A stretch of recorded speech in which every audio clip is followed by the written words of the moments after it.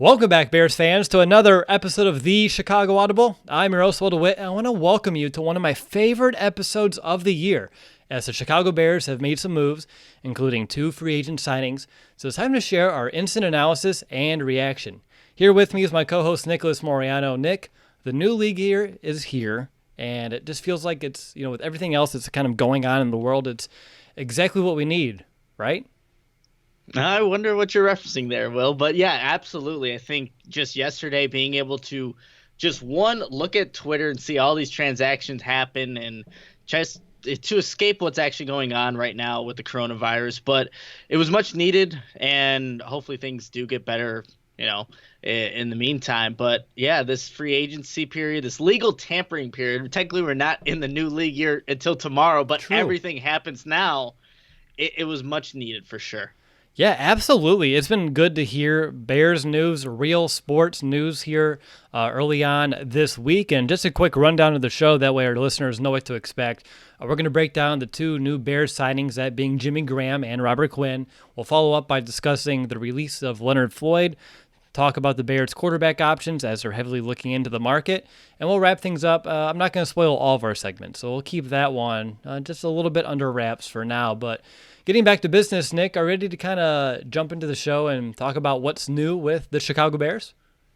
Absolutely. Let's do it. All right, let's go ahead and kick things off with the first move that we heard about on Monday, and that's the addition of former Packers tight end Jimmy Graham, who's coming to Chicago on a 2-year, $16 million deal. And this one, Nick, we've had some time to kind of stew on it a little bit. So take us through your overall thought process from the moment you heard it until where you are now and how it's changed.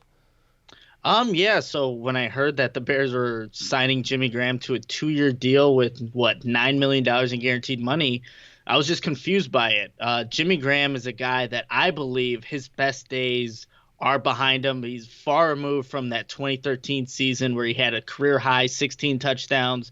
And then when you see what he's done with Green Bay, and here's people make this argument that Aaron Rodgers doesn't like throwing to the tight ends, and I get that. He doesn't, but it's still Aaron Rodgers. In 2 seasons there, Graham had 93 receptions, 1,083 yards, and 5 total touchdowns in those 2 seasons with the Packers. And then you just kind of wonder, with the question marks that the Bears have at the quarterback position, how can you really expect any better with an aging Jimmy Graham, someone who's not known for his blocking and someone who just hasn't been as productive in the league in recent years? So still, from yesterday till now, I'm still questioning Ryan Pace, his decision. But, Will, we kind of talked about maybe why the reason is. I'll let you kind of talk about that in a little bit. But I'm still not a fan of the move, even if the Bears obviously needed some depth at the tight end position. But I'm just not a fan of it right now. And hopefully Jimmy Graham can prove me wrong, prove a lot of Bears fans wrong, because I think this move just rubbed a lot of people the wrong way. It did. It rubbed me the wrong way initially, and I'm warming up to it a little bit. We'll grade this signing in a little bit, and you'll see that I'm still not over the moon about it, but I'm feeling a little bit better. You talked about it, Nick. Is this an upgrade? And the one reason why I think it is his durability. Graham's only missed 7 games in 10 seasons. I don't think he's missed a game since 2015. When you're looking at Trey Burton, Adam Shaheen, I think their number one knock is their lack of availability and their injury proneness that we've seen here in Chicago over the past few years. So the fact that Jimmy Graham, if history is any indicator, should be available, should be someone who can put together a full season, and just by doing that, he should be at least an upgrade compared to some of these undrafted guys that have been kind of kicking the tires a little bit here. But he is old, 33. He's going to turn 34 this season. You said it, his best football is behind him. Last year's stat line, 38 catches, only 447 yards, 3 touchdowns. Granted, I think we would both take that from any single tight end last season, but that was his lowest output since Graham's rookie year. And Nick, we were in high school when Jimmy Graham was a rookie. Doesn't that feel crazy to you? Feels like a lifetime ago.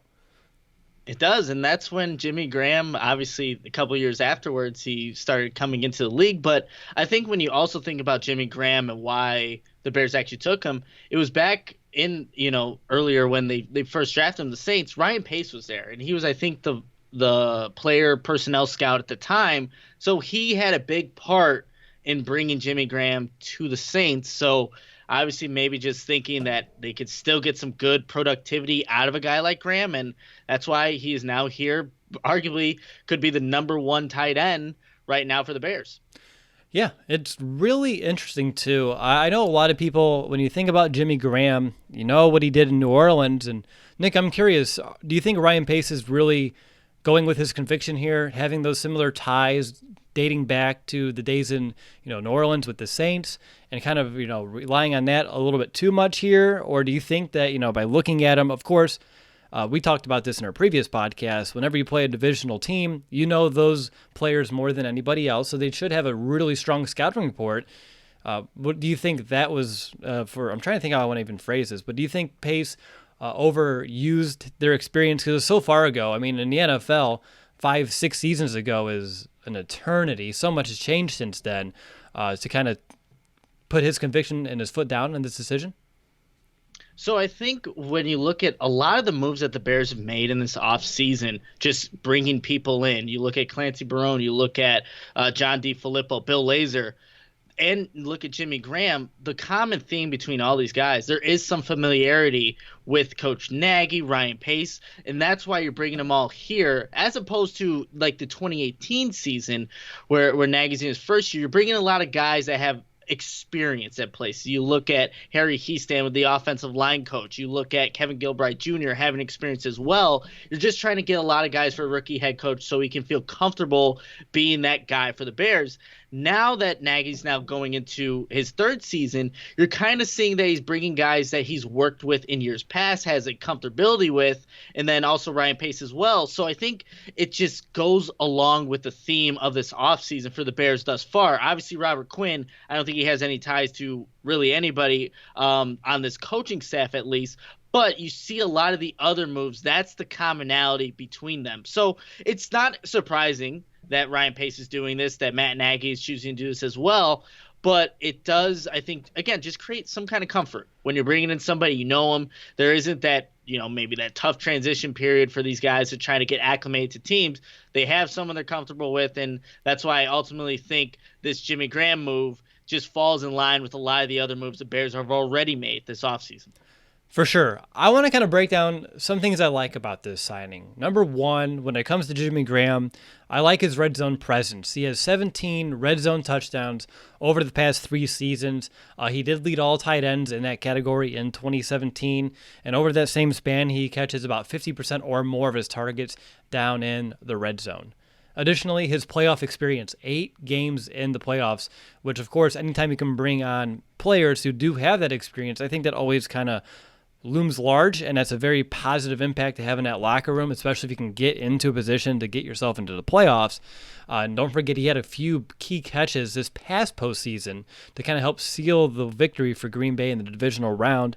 And looking throughout his career, too, he's played with some really great quarterbacks, besides one. He played with Drew Brees, he played with Russell Wilson, and then he had to go play with Aaron Rodgers. But in all seriousness, he's played with some of the best quarterbacks of this era right now in football. And I know people aren't really sold on Jimmy Graham as a blocker, and I don't blame them one bit, but it's not that he can't consistently block. I think there are moments in which he does show he can be a valuable blocker. I was looking at some film from him last season in Green Bay. I think he did a little bit better than what I thought I was going to see. I was able to see him take care of defensive ends, linebackers, safeties, and just kind of drive them out of the play. I saw him knocking guys down to the turf, and there's one defensive end, I forget his name, but he took him from the hash mark all the way to the sideline, just making sure he never had an opportunity to enter that play. And, of course, those moments were probably too far and in between for Jimmy Graham, but he does have that capability. And, Nick, when I'm looking at Jimmy, he's not as fluid as he once was. He's not as fast, as shifty. Father Time does catch up to the best of us. Even though he doesn't have, every step that he used to have when he was younger, do you believe, looking at Matt Nagy's offense and his scheme, they can still find ways to scheme him open because he may not have that true athleticism to break free in a man-to-man situation? Well, I think that Matt Nagy's offense is going to find ways to just get Jimmy Graham the football. And that is with scheme and just having areas where maybe you can exploit a matchup, because I think Jimmy Graham still has I guess, limited capabilities, but he's still able to do things like that. I think he was the only one who scored a touchdown in the Bears and Packers first meeting week 1 when they opened the 2019 season. But I think so much goes through the tight end with what Matt Nagy likes to do. So you're just going to see a lot of opportunities. Whether or not Jimmy Graham can capitalize on them by creating space or, just being in the right position, that's yet to be seen. But he's going to have the opportunities because that's Matt Nagy's offense. They just didn't have anybody last year that they can really count on. When you have Trey Burton go down, Adam Shaheen also go down, and just be inconsistent, you have to rely on a lot of these younger guys that are just not ready to be that guy yet. Jimmy Graham does have experience, like you mentioned, Will, and I think he's just going to have a lot of opportunities as long as he stays healthy, which he has for the majority of his career, to make plays in this offense. Again, it all depends on how much Jimmy Graham really has left in the tank, and I'm still debating whether or not he has that much. But we'll have to wait and see on that. Yeah, exactly. It's one of those things. Looking at this next season here, Nick, obviously I love to give our initial impressions of what we should expect from a player because sometimes we're accurate. Sometimes we're not. You never know how things are going to shake out here, but you said it. With what they're paying Jimmy Graham, he's going to be out there. He's going to be utilized. In this offense, you see him more as an inline guy or a move guy. He is 6'7", so he does, at least physically fit that bigger inline guy, but not being the strongest blocker, he may be utilized as a hybrid between the two. Just my initial thoughts. I'm curious how you see him fitting in the tight end room. That's a good question. I think he will have more reception, more productivity as the U tight end. Just as the Y, he just hasn't shown consistently throughout his entire career that he can be a capable blocker. He does have the physical frame to do so, and he will line up in line right offside each of the tackles there. That's to be expected, but I think you can see him in that slot at more of that receiver-esque, the U tight end, really. But I think that's where you're going to see more of the production from Jimmy Graham. I know that the Packers last season, there were a couple games where they put 3 tight ends on a certain play, and that's where Jimmy Graham was just able to leak out on play action. Aaron Rodgers, just a nice little dump-off pass. So maybe you can have a bunch of tight ends on the field, because I think the Bears right now have like 9 or 10 or some crazy number of tight ends right now currently on their roster. So you can put a bunch of guys not knowing who's going to go out for a pass, who's going to stay in and block, and get guys open that way. But I just foresee him being a little bit more productive as a U tight end, and maybe that means he is, lined up with his hand in the dirt and then goes out for a pass. But I just see him in space, in the slot. That's where he's going to do damage. All right. Well, I want to kind of do you have any stat projections? When I'm looking at me, of course, it's always hard to gauge how these things are going to go, but I'm somewhere about 60 targets, 45 catches, 500 yards, 5 touchdowns. Seems like I would live with those numbers. Of course, if he would exceed them, no problem here whatsoever. But how about you? Any initial just throw them out there numbers sitting here in March? Yeah, it's interesting because you have to factor in whether or not, and there's been speculation, does this Jimmy Graham signing actually mean the end of Trey Burton? And I doubt it. I expect Jimmy Graham and Trey Burton to both be on this team and playing, and then also who's actually throwing them the football.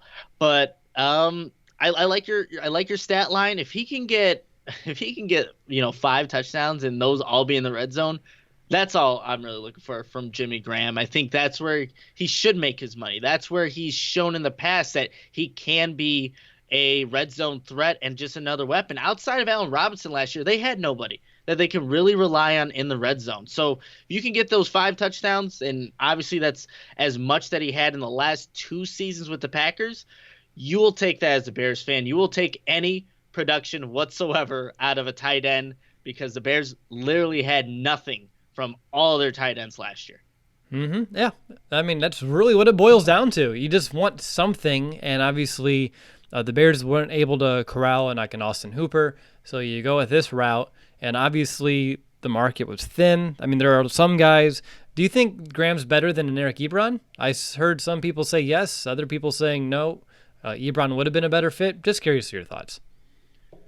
That's a really good question. Ebron's obviously had, he's had the injury history a little bit, especially these past couple seasons, and that hasn't been the case for Jimmy Graham.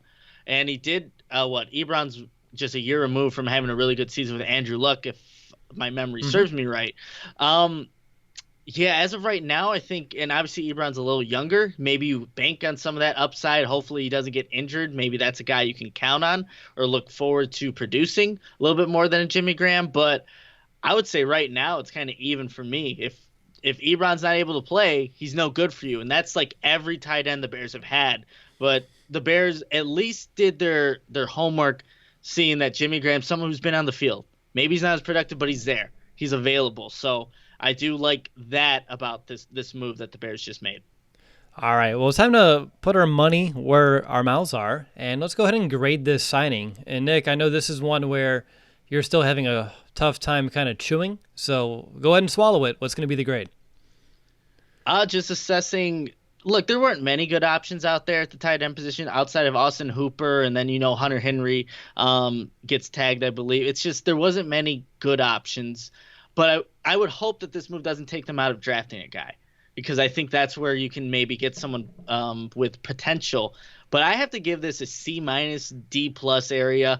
I'm just not high on Jimmy Graham. I just don't see him being as productive. And with $9 million in guaranteed money, it was just more than I expected. And I just never considered Jimmy Graham an option. I really didn't. As we were kind of going into free agency into the offseason, never thought, hey, the Bears should go get Jimmy Graham. This would be good for the offense. He's reliable in the sense that he's on the field, but the production just isn't there. Maybe a change of scenery does some good things for an aging, soon-to-be 34-year-old when it comes to the 2020 season, but I'm not a fan of it. I hope he proves me wrong, but that's where I stand, D plus, C minus. Yeah, I think that's right where it kind of rolls. For me, I'm sitting there at a C minus. It's a lot of money, like you've mentioned. He's out of his prime, but I think this signals the Bears are in win now. And this is someone where if you draft a rookie tight ends historically don't provide a ton of value. That's a longer kind of game. So if he's someone that can be healthy and available, which we've mentioned, he should be an improvement. And again, it's just a lot of money for a team that's strapped for cash. But other than that, yeah, I mean, you can summarize this up right there. Washed up. He's out of his prime, a lot of money, so you probably overpaid for the production you're going to get out of him.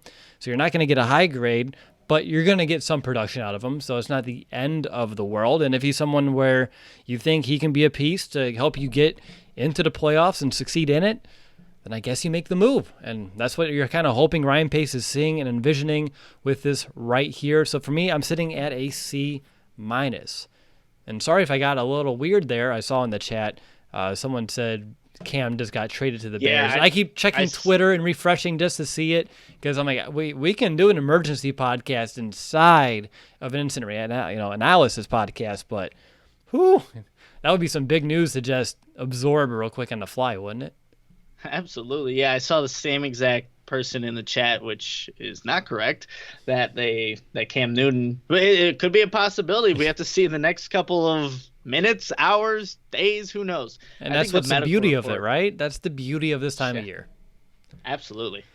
All right, well, let's breathe. Nothing new has happened yet. We never know. We still have over half a show to go, but it's time to turn our attention to a move that's making Bears fans more excited than Jimmy Graham, and that's going to be the edge defender Robert Quinn. He agreed to a 5-year, $70 million deal earlier today. Quinn had 11.5 sacks, 22 quarterback hits, and 2 forced fumbles with the Cowboys last year in 2019. And Robert Quinn, he's someone who has recorded at least 4 sacks in each of his 9 seasons and reached double-digit figures 4 times, and he has over 80 sacks to his credit throughout his career. So, Nick, just like Jimmy Graham, can you take me through your thought process of your initial instant reaction and now after some time to kind of sit on it, where you stand? Yeah, so I was just about to start working out, and then I see this news. I'm like, all right, workout is postponed. I didn't really even work out. But, yeah, this was a big move by the Bears, and I think it's when you look at what they did, what it ended up doing to the Bears team, really, you get rid of Leonard Floyd. They obviously release him. So now you're bringing in a guy that has just produced over those 9 seasons, like you said, Will. There was only a point in his career, 2015, 2016, where the sack numbers went down, but he was dealing with injuries during those 2 seasons. 2015, he had a back injury, ended his season in October. 2016, the Rams wanted to be a little careful with that back injury, so they slowly integrated him into the game plan. He ended up getting a shoulder injury, and then in week 9, he had like seizure-like symptoms. He credited that to dehydration, so it seemed like everything was good there. But you look outside of those 2 seasons, he's an impactful pass rusher and knows how to get to the quarterback, something that Leonard Floyd, as versatile of a player as he was, he just couldn't do consistently. The lowest sack total he ever had, 5 in his rookie season outside of the 2 seasons that he was injured. 19.5 sacks in that 2013 season. It's ironic that I think it's Jimmy Graham, his best season was in 2013, those 16 touchdowns. Robert Quinn's best season, 2013, 19.5 sacks. I don't know, just matches up. But you mentioned double-digit sacks in 4 seasons, and Robert Quinn, he's not some guy that if you take away his first move, he's just going to halt. You're going to stop his pass rush. He has developed over the course of time that he's been in the NFL counter moves to get to the quarterback, and that is what I think I'm really excited about, because a lot of the things that Leonard Floyd was doing, you take away his speed, he wasn't getting to the QB. Robert Quinn, that's not the case. He has a quick get off. According to Next Gen Stats, off the line of scrimmage, he gets off the line of scrimmage in 0.8 seconds, which was ranked 5th among edge rushers with at least 300 pass rushing snaps in 2019. He's quick, he has power, has counter moves to get after the QB. Complement that with a Khalil Mack on the opposite side and an Akeem Hicks up the middle. This is a dangerous front seven. It's also not that it's unique, but Robert Quinn, wherever he's gone, he's had somebody who can also get after the pass rusher or to the quarterback. He had Aaron Donald with the Rams. He had an older Cameron Wake with the Miami Dolphins, and then you have a DeMarcus Lawrence with the Cowboys. You're arguably giving him, the best guy with Khalil Mack. People debate Aaron Donald, Khalil Mack, but he has someone that can also do damage. You leave Khalil Mack, double team, triple team, whatever, and leave Robert Quinn one-on-one, you're asking to get your quarterback sacked, driven to the ground, because he is that guy that can do that. So I'm really excited about the move, still excited about the move. But what about you, Will? You have much more complex thoughts as you're apparently just reacting to something. I thought we were going to break into the analysis part here after the fact. But if that's what you're doing in the shower and you're thinking about all those things, and hat tip to you. But for me, as soon as I saw it, I was excited because I knew that Robert Quinn, what he was able to do, not just in his time in LA, but also, of course, what he did last year in Dallas. He was one of those bigger buzz names, and I never talked about him on a previous podcast, and when we were looking at free agency, I just never thought he was going to be an option that was even on the table. But, the Bears were able to corral him, and that gets me very excited. You talked about his speed off the edge. His get-off is so impressive. I was looking at some film from last year, and as soon as that ball is snapped, if you hit pause, he is the only one out of his stance and already making a break. And I think that's why a lot of his sacks, when you're watching, come from just honestly beating that left tackle off this, getting into the stance, getting out to his splits, beating him around the edge before he even has a time to react. It's really impressive, and that's why I believe that speed was a big reason why he had the fourth most pressures in the league last year, and that was despite playing only the 14 games. And you mentioned it, he has counters. If some team kind of takes away and adjusts to his speed, or they start to chip him, he's going to whip out the bull rush and beat you with it because he's that strong. And that bull rush is something that Leonard Floyd was unable to kind of perfect here in Chicago due to this smaller frame, not being as strong. It just wasn't a counter that he can rely on. And when you're looking at, of course, Quinn, you can tell he's seasoned. He has a variety of moves he can use with his hands too to break off of guys. But say he doesn't get there, and say Akeem Hicks gets that initial pressure, well, then Quinn has the hustle to go ahead and clean up and make that play. And those are some of the items we didn't see a year ago. So he's also going to be very good in those second effort hustle type of plays as well. It's not going to be that quick get off, you get a sack every play. But if someone else does get initial pressure, moves the quarterback around the pocket, Quinn does a great job of diagnosing that and finding a way to clean up. You talked about, of course, he's going to help Khalil Mack, and I can't wait. We're going to talk about that separately. But one area where I think he really will help is that he primarily does line up on the defense's right side against the left tackles. And last year they did a little flipping back and forth. But Khalil Mack is better against right tackles. And of course, Quinn's better off left. So it just keeps everyone right where they're at their best. And I think that's going to really help this defense. One area where I am a little hesitant, though, and I want your opinion here, is hand in the dirt Robert Quinn versus stand-up rusher Robert Quinn. When you look at 5 seasons where he's been a hand-in-the-dirt rusher, he had 56.5 sacks, so about 11.3 sacks per season. But there were 4 years where Quinn was asked to kind of play up as a stand-up edge guy, only 24 sacks, 6 sacks per year. So it almost gets cut in half. And I'm sure there are other instances that we can look at between the defenses and who they're playing and how the overall defense fared. But when you just see that, it gets me a little weary knowing the Bears system. And I know there are times when you're seeing, like last year, Khalil Mack line up with his hands in the dirt or another edge rusher doing the same thing. So it doesn't mean that Quinn's going to have to always be a stand-up rusher. But what are your thoughts compared to hand in the dirt Quinn versus stand-up Quinn? Yeah, I think, and that's a good point because Jason Leisure of the Sun-Times, he actually brought up an old article just earlier today about why Robert Quinn just felt like he would get more production if he was being asked to be that hand-in-the-dirt kind of guy. And he just said basically he gets to stay on one side like he prefers, like you were just mentioning, and having his hand in the dirt, he's just familiar with it, right? So I think when you look at Chuck Pagano's defense, you're going to see some fluctuation, some rotation, and I think that's good because you don't want the offense to just expect the same exact thing every single time.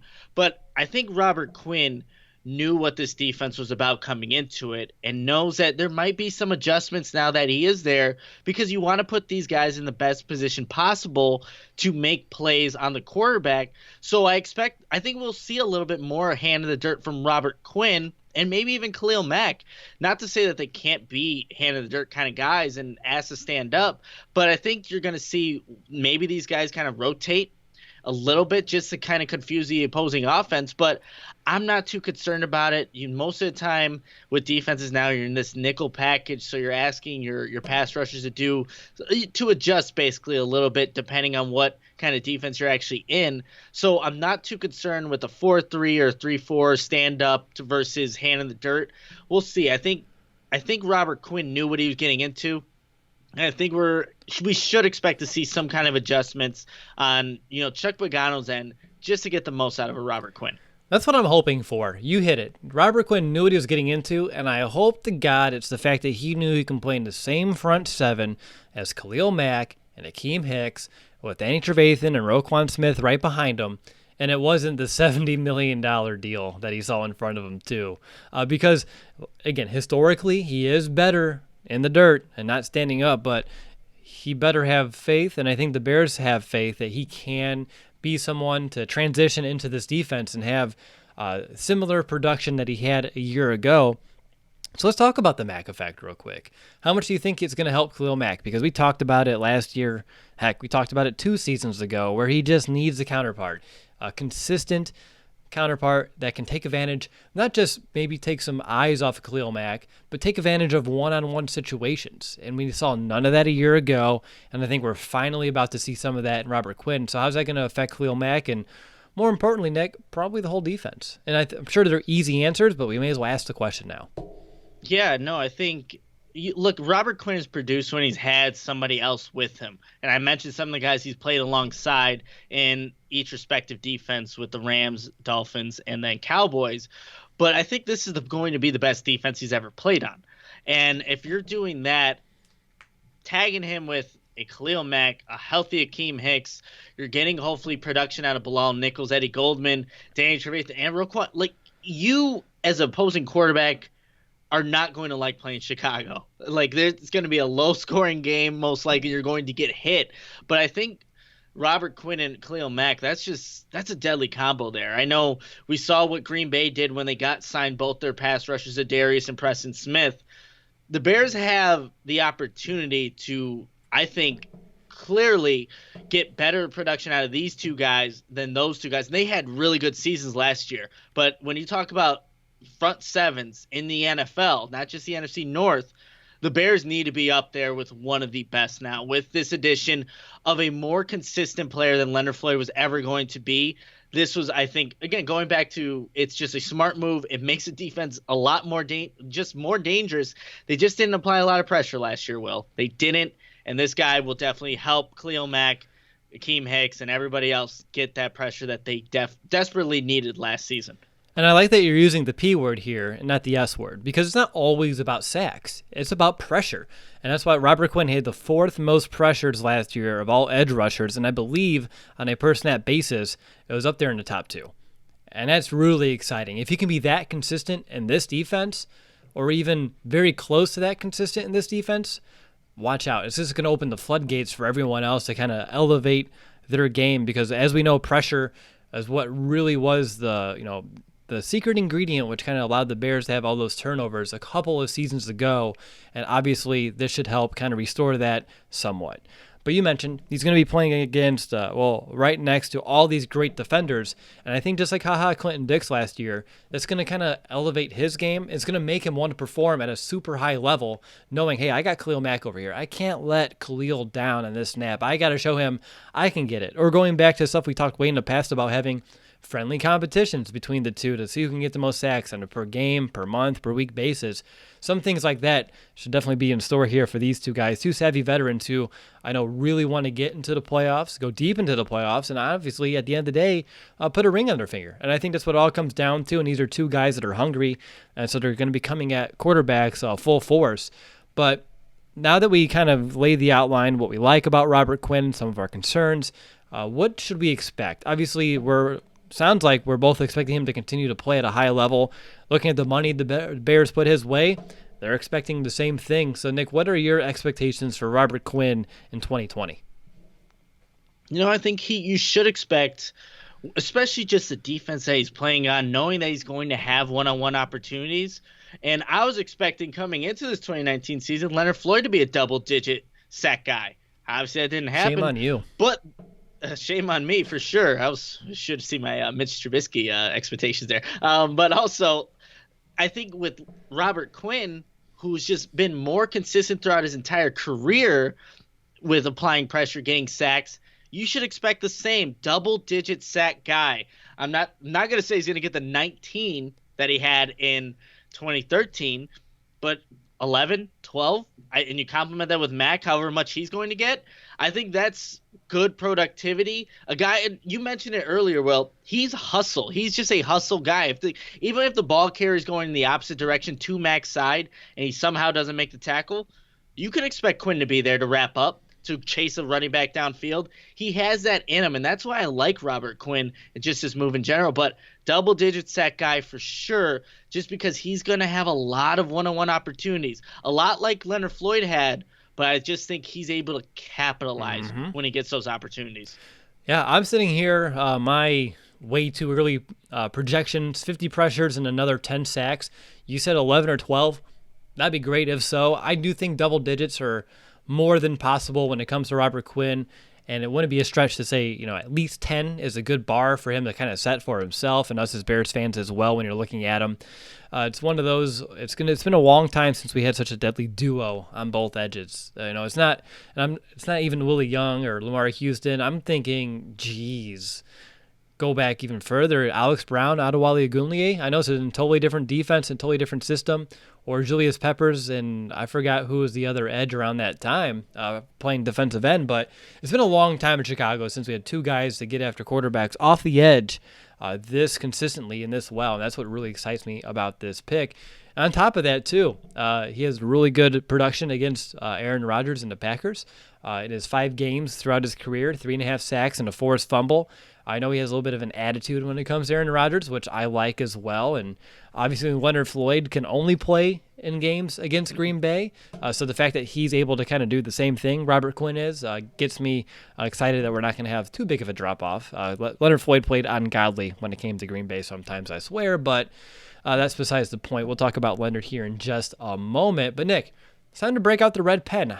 We weren't so favorable when it came to the, of course, Jimmy Graham signing. But now Robert Quinn, it seems like this should be a higher grade. So how high are you going? Yeah, so the Bears needed to upgrade this edge position, and they definitely did with Robert Quinn. And you get rid of Leonard Floyd's contract and just the player that he was. You have to put this.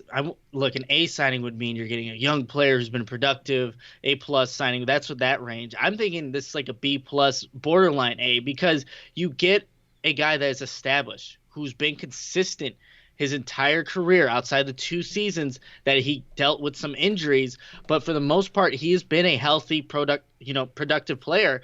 And now you get him with the Khalil Mack. You're thinking that obviously with a 5-year deal, you're expecting him to be here for a little bit of time now, right? And be productive while he's here with this defense. So it's a good signing for the Bears, one that they needed to get the pass rush that they just didn't have last season, like I said earlier. But I like this signing. B plus, borderline A. I think it's one that obviously helps out this Bears defense. I like it. Earlier for Jimmy Graham, you had C minus, D plus, and I went with the C minus. This time you have B plus, borderline A, and here in my notes I have an A minus down for this one as well. Of course, it is a lot of money, but this one feels like it's going to pay off at the end of the day. Khalil Mack gets his counterpart. Teams aren't going to be able to block Mack, Hicks, Quinn, everybody else. The only hesitation I have is the hand in the dirt versus the stand-up rusher. And I'm interested to see what they're going to use, like how they're going to use Quinn in terms of, obviously Leonard Floyd did a lot of coverage snaps, but Quinn only has 49 coverage snaps throughout his entire career, so I don't really envision the Bears asking him to do that. So wondering how that's going to kind of alter the overall scheme of this defense. But I do like this one a lot. We talked about it. He has hustle, a high motor. He's an effort kind of guy who can win with speed. He can win with power. And at the end of the day, when you have all those different tools in your belt, it just makes the entire Bears team so much stronger on defense, and that's what really excites me. And now before we get onward, I do want to mention some polls that we ran on Twitter for some of these grades, because I forgot to do it for Jimmy Graham, but we'll start with Robert Quinn real quick. 63% of Bears fans are giving that one an A, while 31% are giving it a B, and everyone else kind of trickles down under the fact. And then for Jimmy Graham, what percent of Bears fans do you think gave Jimmy Graham signing an A, Nick, just for fun? How much they gave him an A, man? Probably 2%? 1.4%, so very strong guess there. 27.6% gave it a B or a C, because I wanted to get all the letter grades on here. 44.4% gave it a D, and then 26% of Bears fans went ahead and already gave that one an F. And hopefully 26% of Bears fans are wrong, because I don't think any of us want that to fail. Yeah, all right. No, we'll see. No, yeah, we'll find out. So moving forward here, we talked about Robert Quinn, and we've mentioned it in passing, but Leonard Floyd, Nick, he's no longer a Chicago Bear. It's another first-round pick that Ryan Pace has had to say goodbye to and kind of give up on. And heck, maybe there's another one on this team right now that's kind of going through the same thing, but one at a time. Leonard Floyd, what's your initial reaction and thought? I think this is something that, at least on the podcast, we've kind of felt coming for some time just due to the $13 million hit. Although, didn't you say, was it even a week ago, that Leonard Floyd would be on this roster? I did. I didn't expect him to sign Robert Quinn, Sure. So it made sense. Just with the cap hit, obviously if the Bears don't sign Robert Quinn, I think Leonard Floyd is here. But they knew that they could upgrade this position and find somebody that was just better at what he actually does, rushing the quarterback. So it wasn't surprising. The next tweet I was looking for right after they signed Robert Quinn, well, when are they going to release Leonard Floyd? You can't have that cap hit alongside someone you're paying 5 years, $70 million to with Robert Quinn. So it made sense. The thing that I think Bears fans should be worrisome, there should be some worrisome about is Ryan Pace and his history so far with these first-round draft picks, and those first-round draft picks not staying in Chicago and not even getting to their 5th year, right? You look at Kevin White, gone. A lot of injuries with him. Leonard Floyd be the guy that you want him to be, and that guy that you're mentioning we all know is Mitch Trubisky, and it doesn't seem like he's going to get to that 5th-year option either. Even though the Bears haven't made a move at quarterback, that's where the concern comes with Ryan Pace and these first-round draft picks. But just looking at Leonard Floyd, it all came down to consistency. We all heard the stories every single summer, and I know I probably written some as grade. They got one now, and they're better for it. The big thing that they do lose, and you mentioned it with Robert Quinn, Quinn's not a guy that will drop back in coverage. But when you're paying pass rushers, you are paying them to get after the quarterback. That's just something that Leonard Floyd couldn't do. Nope. Leonard Floyd couldn't get after the quarterback. It was hard for him to remain healthy. At the end of the day, when you're an edge rusher in the NFL and you can't get quarterbacks and you can't stay on the field, I mean, the writing's on the wall there. And again, that $13.2 million just never really made a lot of sense when it came to the production. And again, the Bears could, and they did talk up all the, quote, little things that Floyd did well. But at the end of the day, it just wasn't enough to warrant that hefty price tag, and I think the Bears' defense with another pure pass rusher should definitely be well better off. But something we used to do in the past when we let people go, and we haven't had to do too many of these, which is exciting for the Bears, retaining a lot of players. Do you have your favorite Leonard Floyd memory you would like to share as a little post-mortem?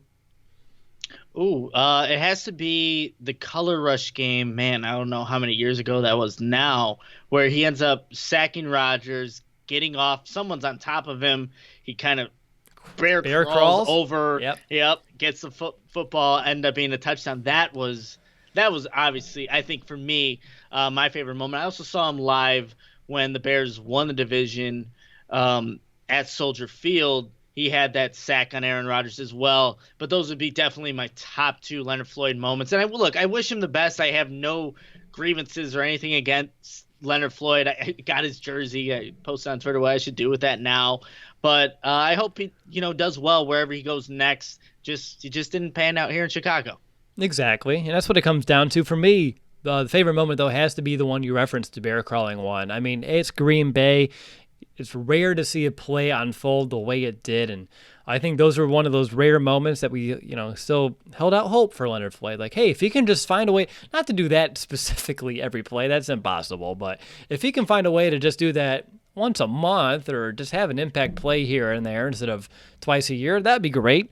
The body slam, too, when we were down to Miami, sweltering in that Miami heat in that loss was one that I remember too, with the son next to me, and he's like, "Can he do that?" I'm like, "No, you're not supposed to be body slamming people like that." But another interesting Leonard Floyd moment that'll always kind of come to mind when I reminisce about his time in Chicago.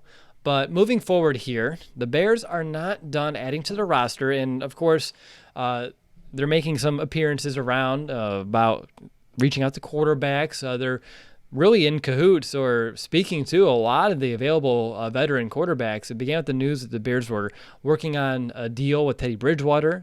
That kind of evolved. The Bears now trying to secure either Andy Dalton. I think he's also tied to the Patriots, and Nick Foles. And as of right now, the Bears have not acquired a quarterback unless I refresh Twitter and things change. But I think even though the Bears have not signed a quarterback yet, Nick, their actions are heard not just here in Chicago, but around the league, and they're heard loud and clear. They want to add to this quarterback room, and they're looking to bring in competition and maybe move on from Mitch Trubisky entirely, at least with the Teddy Bridgewater news. So are you surprised that the Bears were this active at looking at quarterbacks, or is this about what you envisioned coming out of the gate? No, this is what I envisioned. They should have been aggressive, looking for somebody else to just take the Bears to the next level at that position. Look, the options there that you mentioned, I'm not screaming for joy for any of these guys, right? But it was expected that the Bears were going to look at competition for these guys, even though Ryan Pace, and I was 2 feet away from him during that conference at the Scouting Combine, said Mitch is our starter. He is our guy. This is who we're going with moving forward. He also said great things about Leonard Floyd, and he's gone. So you can't really take what these guys say, him and Matt Nagy, seriously, because these actions, again, like you said, speak louder than words. They're looking for another quarterback. The options now are starting to dwindle with all these quarterbacks going places. The latest one, Tom Brady to Tampa Bay. But I think the Bears will end up with somebody. I think if I had to put my money on it, it's probably going to be Andy Dalton. That's just who I think is going to be the guy. Again, not excited about it. I don't know how much better he is than Mitch Trubisky, to be completely honest. But that's just who I have a feeling it will be.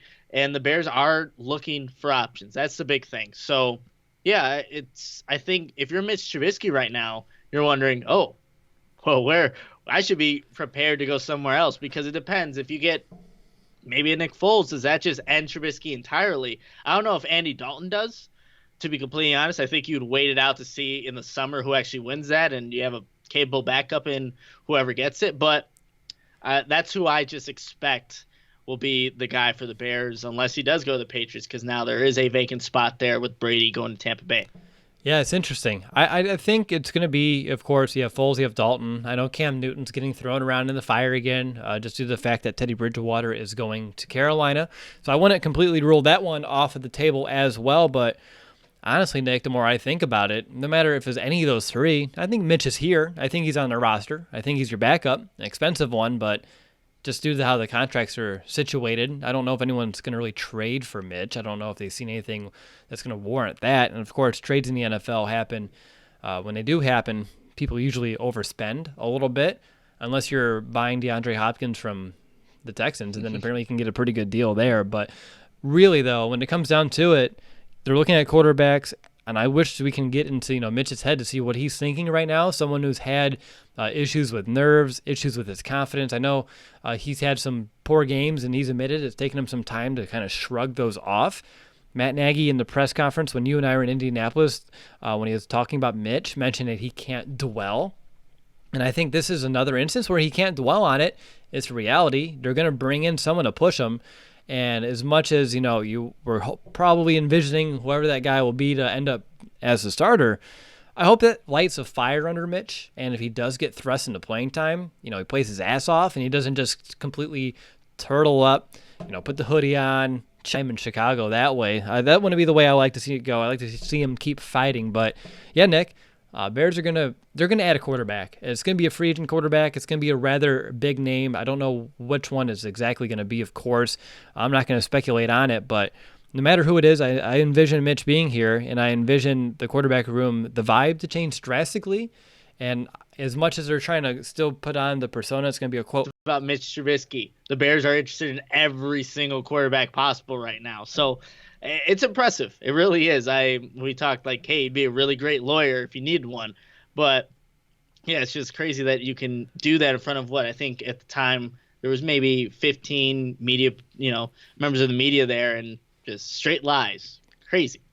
It is crazy, but that's why he gets paid the big bucks, and he's not going to tell you what he's going to do. I mean, it's part of the game. You have to kind of keep your cards close to your chest, and Pace does it better than the rest. But while we're here, Nick, we talked about all the players coming in. We mentioned one leaving. We may as well kind of catch everyone else up just in case we miss some news on some of the other players departing. Chase Daniel heading to Detroit. We kind of knew he was moving on anyway. Nick Williams is joining him, which did kind of take away some depth of our defensive line. Not that he was under contract, but you and I both envisioned that the Bears would be able to kind of retain him. But he got a pretty good deal, 2 years, $10 million, I think, in Detroit. So good for Nick Williams to kind of capitalize on that. It was just 2 years ago he wasn't even in football, and now he's getting a pretty hefty contract there in Detroit. Nick Kwiatkowski, he got himself a deal with the Raiders. Kevin Pierre-Louis is heading to Washington. So thinking about Leonard Floyd's release, losing KPL, Nick Williams, do you think the lines of depth at all those positions, inside linebacker, we're still looking for the third outside linebacker, and of course defensive line are starting to kind of creep up on the order of needs for this Bears team? Because for me, yes. Absolutely. I think the inside linebacker one, when you lose, I really wanted Kevin Pierre-Louis to be on this team for another season, just with how he played when Roquan and Danny Trevathan went down. He's a guy you could rely on. Good for him, though, getting his deal with the Redskins, and he's getting the money that he deserves there. But yeah, now it kind of changes the focus there. Obviously, the Bears have some inside linebackers, not a lot of playing experience with Joel Iyiegbuniwe and Josh Woods, like guys that you don't feel as comfortable had they been the guy stepping in for Danny Trevathan and Roquan Smith. You wouldn't feel as comfortable, no doubt. And then Nick Williams, I think on that defensive line, you're really just expecting Bilal Nichols to really show up now. So losing him, yes, is a blow to the defensive line, but we didn't see much of Bilal Nichols because of that injury that he sustained early on. I think you're really hoping he could be a big impact for this 2020 season. For depth-wise, I'm trying to think. Brent Urban was under contract last year. Maybe he's a guy you can bring back to be that depth piece, or that Nick Williams may have ended up being, because you're going to have Roy Robertson-Harris, Akeem Hicks, Bilal Nichols as your three, at least for end guys, keeping out the nose tackle with Eddie Goldman. And I still feel like you need at least one or two more depth pieces, someone that can play edge and someone preferably who can, slide in to play nose if needed, which Nick Williams with his big body was able to do that. Yeah, I think that would be an area where maybe we'll see once free agency actually starts. Maybe sign a guy that is on a team friendly deal, a veteran guy that can fill that role for the Bears. Anything else about any of the guys departing? Anyone that you want to kind of crown as hardest to replace? That might be a fun little superlative to add to it. I think it's hardest to replace a Nick Kwiatkowski because he is a starter in this league, and guys do go down. And both the inside linebackers that are currently projected to start for the Bears have gone down. And Trevathan's the guy that has had a number of injuries throughout his career, and Roquan Smith, obviously, with the pec injury. You lose a guy like Nick Kwiatkowski, you lose a serviceable starter, and that's why he's getting paid what he is in Las Vegas now by the Raiders. So that's probably going to be your biggest blow there, losing a guy like that. But you just got to hope that your guys that you do have on this roster are at least getting prepared to play some time on defense, because right now, like I said, the two inside linebackers that are backups, I'm not feeling too confident. So that's why I think Nick Kwiatkowski leaving, it made sense, but I think it's the one that's hardest to replace. Good for Nick Kwiatkowski, though. Great player, and I hope he does the best in Las Vegas as well. It's so weird to say that. I'm like, who plays in Las Vegas? What's he doing already blowing away all of his earnings in the casino? I'm like, oh, yeah, there's a football team there. You forget. Yeah, very nice stadium, too. Have you seen, pictures of it? The one in the middle of the desert, so it's kind of like the one in Arizona. But yes, I saw the images of the stadium. It's nice. Hopefully people are out inside by the time we get August, September. Yeah, that's a thing. It is a thing. It's scary. But anyway, we're talking Bears football here. We're not trying to creep each other out. So for fun's sake, any bold predictions for what Ryan Pace and the Bears have up their sleeve as we kind of continue to work through the free agency period? Do you want to kind of guess what you think the next move or a couple of moves will kind of look like? It has to be something with the quarterbacks, I would assume. At some point, there's going to be no options left. And if the Bears are just going to end up doing nothing, that's telling in itself. And maybe the Bears weren't lying about Mitch Trubisky being the starter, but I would expect that to be the next move, or you're extending Allen Robinson. Either one of those two, but quarterback needs to be addressed. There needs to be a veteran on this team, someone to push Mitch. But these options, like I said, are starting to dwindle down. There's not many left. I expect that to not be the case in hopefully the next day or two. Interesting. I mean, yes, those are pieces that always move faster than the rest in the NFL, the quarterback pieces. So that makes a lot of sense. For me, if I had to guess, it just feels like a safety of some sort. Either be a re-signing of a HaHa, which he kind of alluded to, but I don't know if I buy into his tweet that he had, or someone that I have mentioned like a Tony Jefferson or a Carl Joseph. Those would be some intriguing options. And of course, we still need a corner, or at least we think we still need a corner. Depends on how much the Bears believe in Roberson coming out of the CFL. But just reading a few responses, I did put a little Twitter poll out there. No one thinks it can be cornerback Kevin Johnson or safety Von Bell. Our own Steve Letizia said it will be a trade for Andy Dalton, even though he believes it should be a trade for Cam Newton. Jacob Infante from Windy City Gridiron mentioned Tony Jefferson and a trade for Cam. Ryan Nicholas said sign Tom Brady. JK, because that obviously is not going to happen now. I see another one for HaHa Clinton Dix. 2 more for Cam Newton. I see a Malcolm Jenkins. Signing an Andrew Whitworth, so going with the guard. So yeah, a lot of people are looking at signing quarterbacks here, obviously, safety, and then offensive line seem to be the overall kind of synopsis here. Offensive line, of course, we still don't have a starting right guard. I just feel like they're trying to go with a budget-friendly, cheap option plus a draft pick. At least my 2 cents how things are shaking out early. But how about this one? One more thing, and we'll end the show. We've had a few free agent signings. Does this change how you see the Bears approaching round 2 of the draft as of today? Yeah, I would say so. I think looking at tight end in the second round, I think even before this, there weren't a lot of people projecting outside of Cole Kmet from Notre Dame that there would be tight ends worth drafting in the second round. I think if you're not drafting Kmet, which I don't really think they are now, that gets out of the equation. Since they didn't sign a guard in free agency, I would think that's right now, that's where the Bears are targeting. And with those 2 second-round draft picks, one of them to be a guard. And then also, obviously, there isn't a quarterback here. Do you take it but hopefully once they sign a quarterback, you maybe draft a developmental guy in that second round or something like that. That I think is how maybe the Bears could approach the draft based off of what they have and haven't done in free agency so far. Yeah, we'll see. And give it 3 days, Nick, and your answer will totally change again. But it's always nice to kind of continue to poke and prod at some of these, issues, or not issues, but things that are happening and how they're kind of adjusting as the Bears situation kind of molds and shapes as we go through this early initial first wave of free agency. But all right, that'll do it, Bears fans. I want to thank you all for listening to this episode. Please rate and review the show on Apple Podcasts. I think we're roughly 30 away from our goal of 600. And no matter where you are, just know that Nick and I do appreciate each and every one of you. We'll be back soon as more news. It's bound to break. Will we have a new quarterback to discuss? I think we're about to find out. But until next time, Nick has one last thing, so he ruined the outro. Go ahead, Nick. I did. I'm sorry. So I did tweet out that I will be taking Bears questions tomorrow. It's for a final project.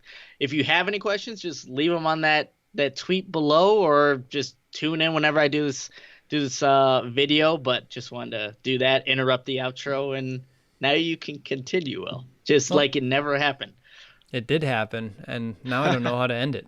I had what I wanted to hit onto my notes and then say my signature line, but for real, though, Nick and I do appreciate all of you, no matter where you are and how you consume our show. You are appreciated by us. I hope that you and yours are staying safe and continuing to do safe practices throughout this time. I know, Nick, you're getting a bidet here and potentially a dog, so that's exciting developments for you during quarantine. Can't wait to hear the updates, preferably on the dog. We'll see how the conversations go. But yeah, we'll be back soon as more news hits our timelines. But until next time, bear down, Chicago.